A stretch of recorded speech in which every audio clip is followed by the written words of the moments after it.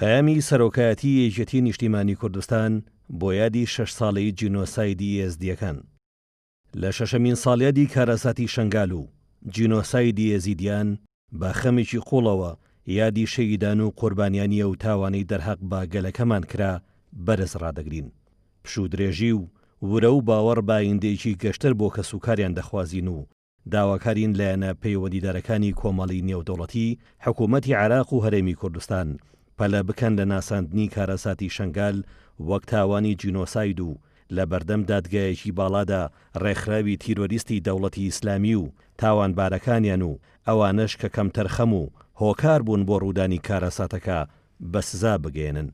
سەرباری گەورەی کارەساتەکە و دوای تێپەڕبوونی 6 ساڵ بەسەر ڕۆژی ڕەشی 3 2014 هێشتا برینی خوشک و برایەزیدەکانمان ساڕێژ نەبووە. دەیان هەزار خێزان داڕماون، هەزاران کچ و منداڵ و پیاوی ئێزدی بێسەر و شوێن و دەیان هەزار پیر و بریندار لە ئاوارەی کەمپەکاندا و دوور لە زێدی خۆیان، دوور لە ئازیزانیان خراپترین ڕۆژگار دەگوزارێنن. لە دۆخێکی واتاڵدا ئەرچی هەموو لایەکمانە دوور لە دروشمبازی سنوورێک بۆ ئەم دۆخە خراپەی ژیانی ئێزیدەکانی پاش جینۆساید دابنین و پشتیوان بین لە ئاساییکردنەوەی ژیانی خەڵک لە شنگال و دوور لە ململانێ و بەرژەوەندی تەسکی حیزبی ئێزیدیان و نازنامەی گەلی خۆمان و کللتوری پێکەوە ژیان و فرەی ئاینی بپارێزین. بە پێویستی دەزانین هێزە سیاسەکانی کوردستان شان بەشانی حکوومەتی عێراق و کۆمەڵی نێودەوڵەتی بەشداری بکەن لە پرۆسەی بوشانەوەی شنگال و گەڕاندنەوەی دانیشتوانە ڕەسەنەکەی بۆ زێدی با و باپیرانیان. ئەرشی حکوومەت و لایەنە پەیوەندیدارەکانە بەو پەڕی هەستکردن بە بەرپرسێرەتی دۆزینەوەی خوشک و برایەزیدیە بێسەر و شوێنکراوەکان بکاتە کاری لە پێشینەی خۆی.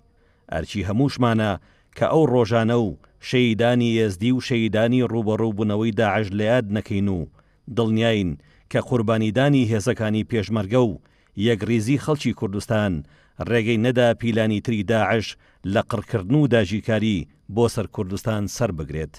ئێمە لە سەرۆکاتی یەکێتی نیشتیمانی کوردستان لە کاتێکدا مەزلومیەت و قوربانیدانی یەزیدیەکان بەو پەڕی بەرز دەنرخێنین، بەڵێنی هاوکاری و پشتیوانی تەواویان بۆ دووپات دەکەینەوە و ڕای دەگەێنین خەباتی ئێمە لە پێناو پاراستن و بەدیهێنانی داوەڕەوەکانی ئەوان و ئامانجی تەواوی کۆمەڵانی خەڵکی کوردستانە.